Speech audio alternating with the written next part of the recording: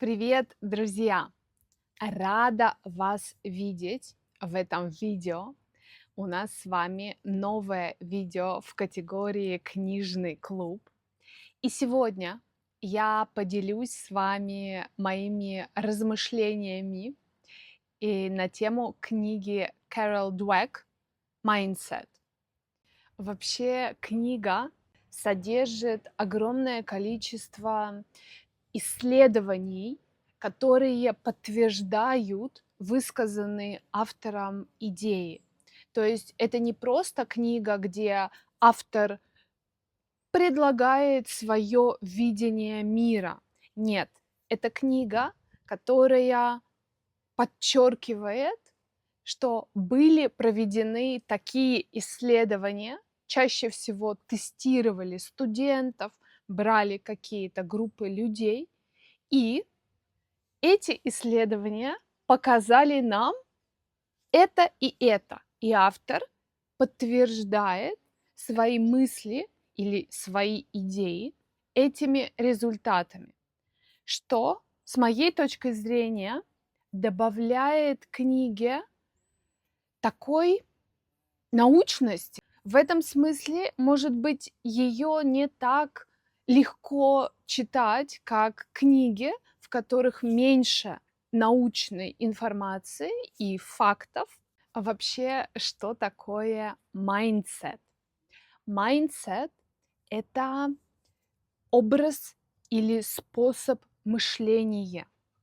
То есть это наша перспектива восприятия мира и самого себя. Другими словами, mindset — это такая призма, через которую ты видишь себя и видишь окружающий мир. Автор утверждает в данной книге, что эта перспектива влияет на все сферы нашей жизни. И нет ни одной сферы, которая не была бы связана с нашим образом мышления.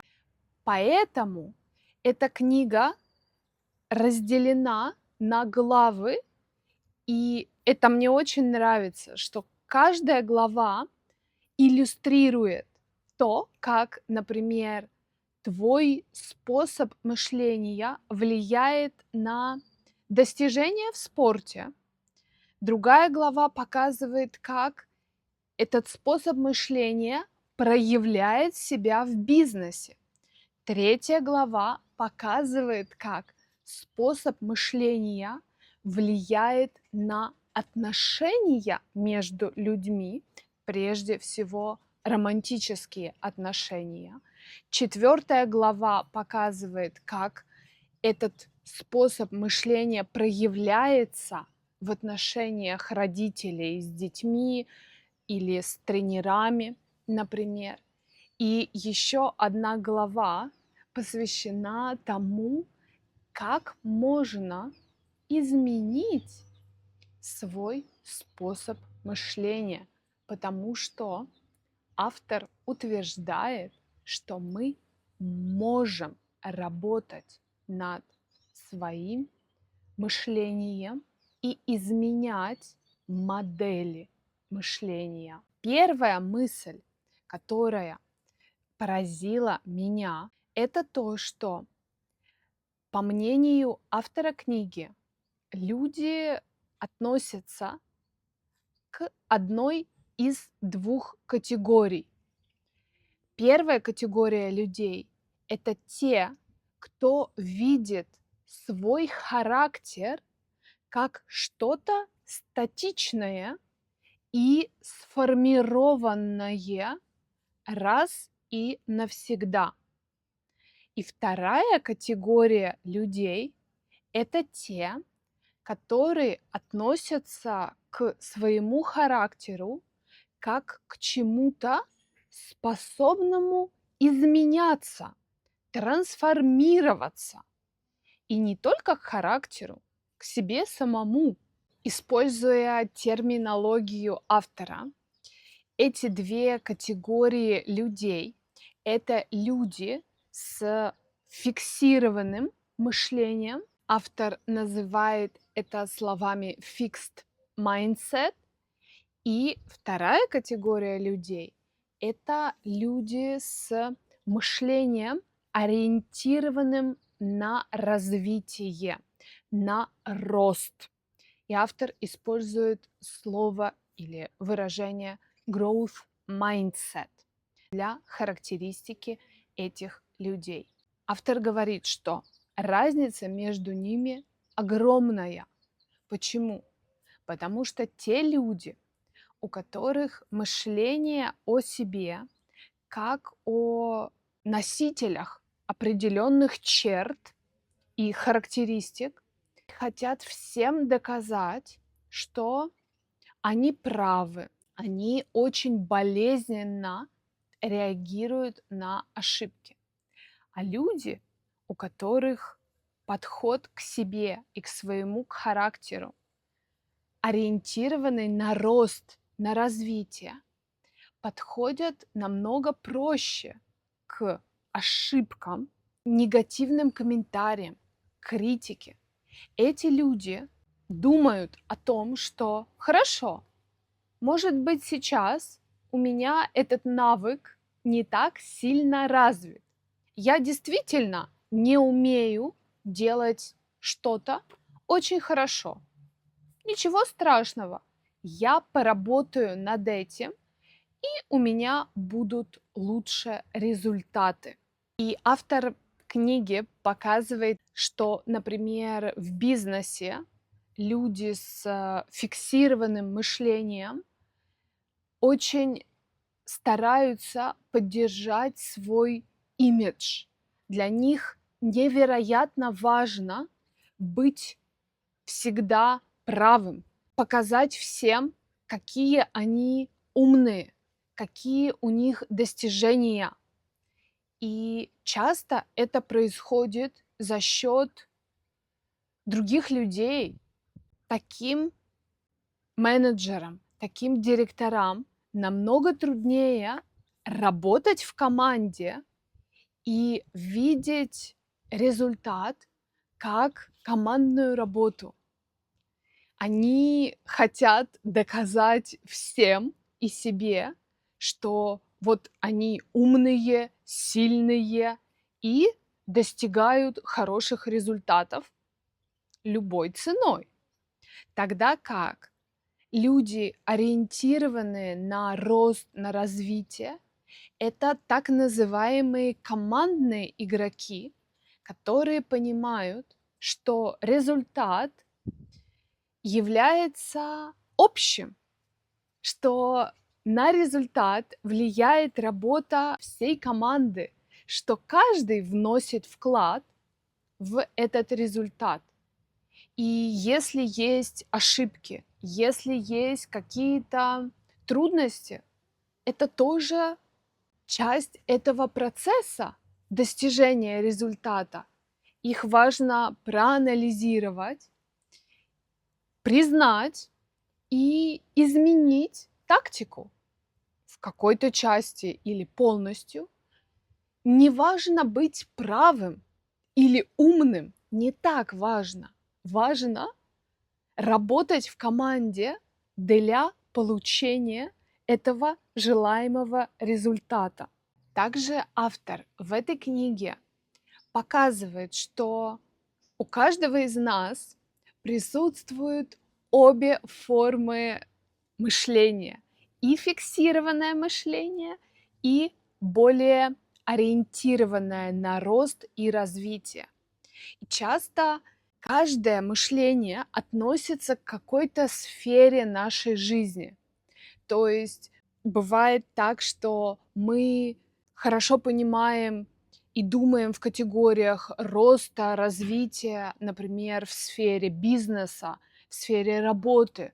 Мы умеем работать в команде, мы умеем не обвинять себя за ошибки, не принимать это так близко к сердцу, видеть это как натуральную часть процесса.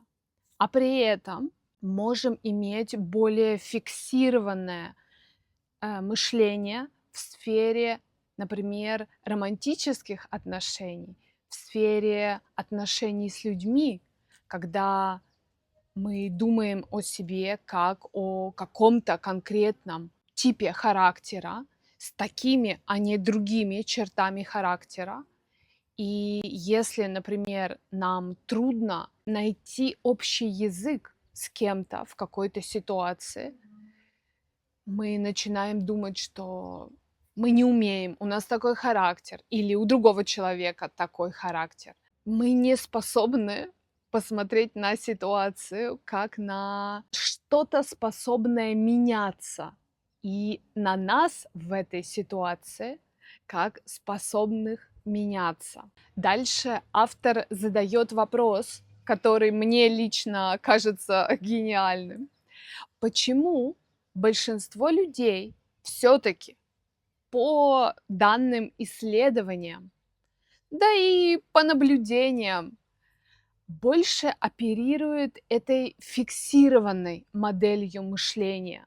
Почему люди не видят себя как способных изменяться, учиться, приобретать новые навыки, э, адаптироваться, быть в одной ситуации такими, а в другой ситуации другими, показывать разные черты характера.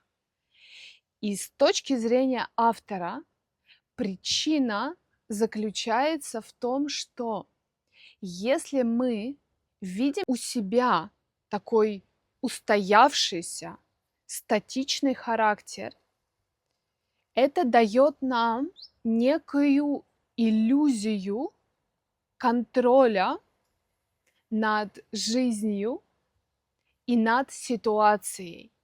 Задумайтесь об этом на секундочку.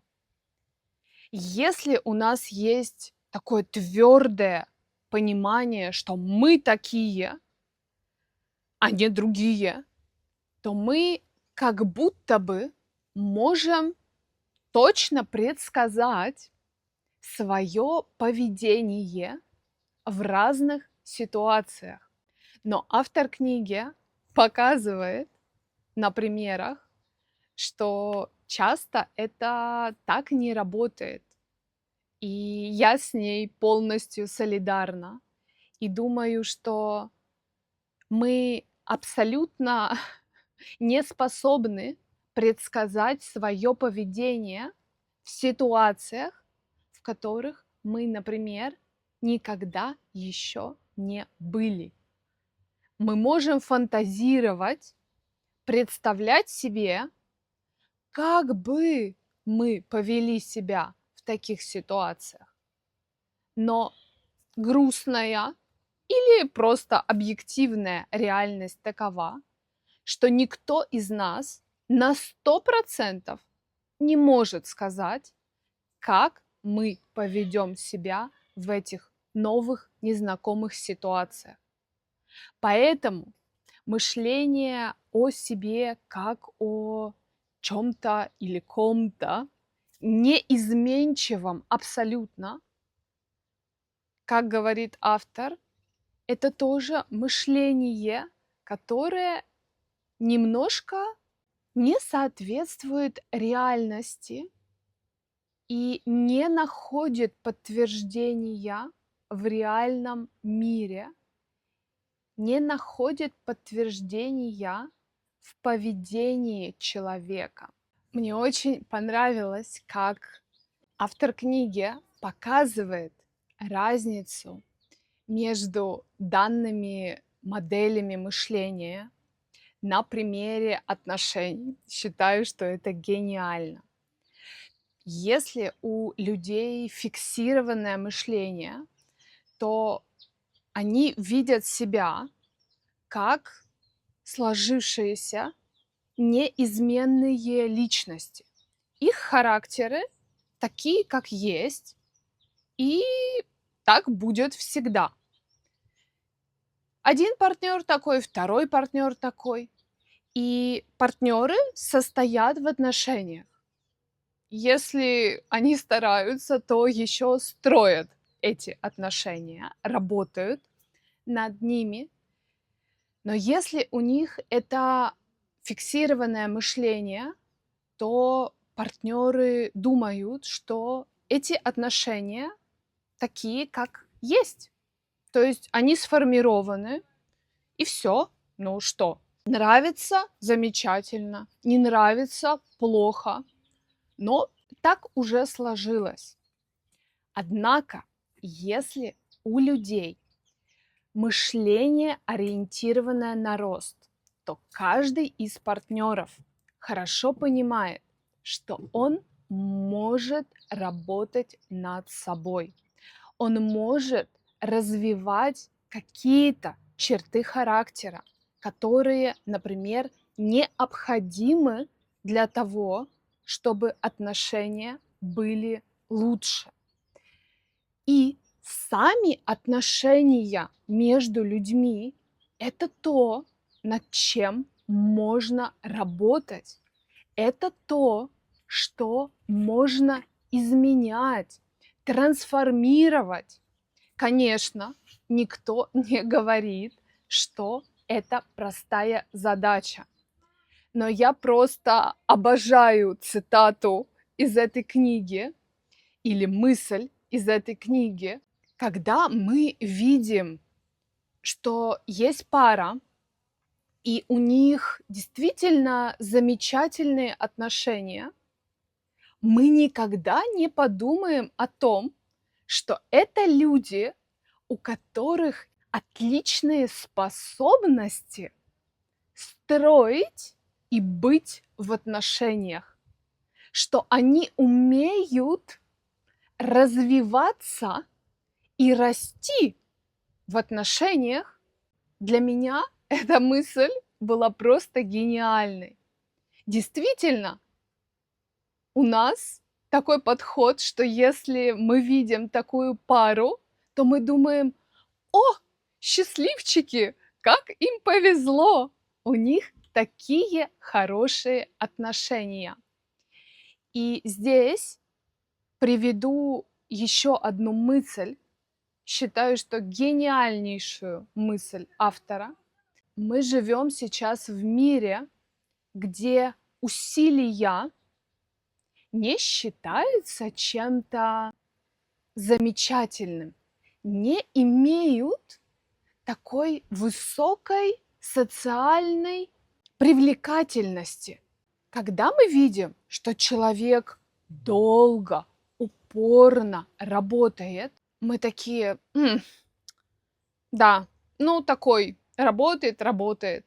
А с точки зрения автора книги, именно эти усилия, такая работа является очень важным элементом модели мышления, ориентированной на рост, и тоже высоких достижений в карьере, в спорте и в отношениях. И этот пример она тоже приводит в контексте отношений. Мы не привыкли к тому, к той мысли, что над отношениями надо работать, что это немножко такой бизнес, как твой бизнес. Это требует вложения сил, это требует вложения энергии, и что отношения не складываются сами собой, не падают на нас с неба. И с точки зрения автора книги, именно наш способ мышления, именно эта призма, через которую мы видим жизнь, влияет на наше отношение к проблеме, к трудностям и к желанию решать эти проблемы и трудности. В бизнесе, например, люди, у которых мышление, ориентированное на рост, проще относятся к поражениям, к неудачам и легче принимают риск, легче идут на риск. потому что они понимают, что ошибки – это тоже часть процесса обучения. И в отношениях, например, это работает похоже. Если у нас фиксированное мышление, когда мы думаем, наш партнер такой, какой есть, я такой, какой есть, отношения не работают, значит, все не работает. И так будет всегда. У нас нет даже идеи, что мы можем приобрести навыки, научиться чему-то, чтобы отношения улучшились, чтобы наладить контакт. Что же делать, чтобы переключиться на это мышление, ориентированное на рост? Как научиться подходить к каждой ситуации проактивно? Автор книги говорит, что можно начать с вопроса: а что мне сделать, чтобы стать лучше? Какую информацию мне нужно приобрести? Что мне нужно узнать, чтобы лучше справиться с этой ситуацией, чтобы достичь лучших результатов? То есть первое – это получение новой, ценной, важной информации. Второй шаг, считаю, что непростой шаг, это после того, когда мы приобрели нужную информацию, когда мы уже знаем, как работают люди, успешные в данных ситуациях, важно сделать план и шаг за шагом реализовать этот план. То есть внедрять в жизнь эти новые полученные знания, практиковать навыки и умения, основанные на этих знаниях. По своему опыту могу сказать, что это очень трудный шаг, но, как говорит автор, по чуть-чуть, шаг за шагом это реально сделать. Третий неожиданный способ, который поможет нам открыть глаза, увидеть новую перспективу, это задать себе вопрос: есть ли у нас в жизни человек, который пытается донести до нас какую-то информацию, но мы не хотим этого понять. Мы отказываемся это услышать. Еще один очень важный инструмент для изменения способа мышления – это определение или идентификация триггеров, то есть ситуаций, слов, каких-то контекстов, в которых мы скатываемся немножко в это мышление фиксированное, когда мы думаем, ситуация такая, какая есть, ее нельзя изменить, я ничего не могу с этим сделать, я такой, какой я есть, и я не изменюсь.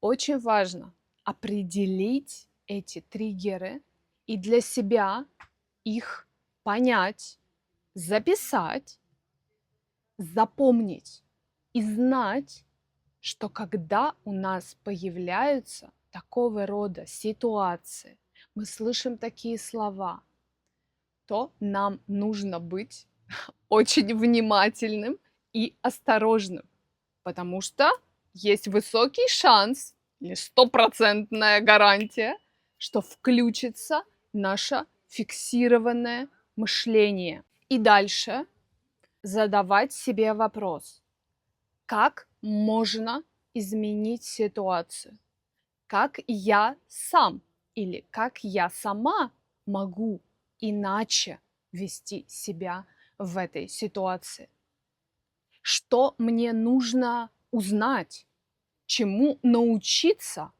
чтобы мне было проще в таких ситуациях.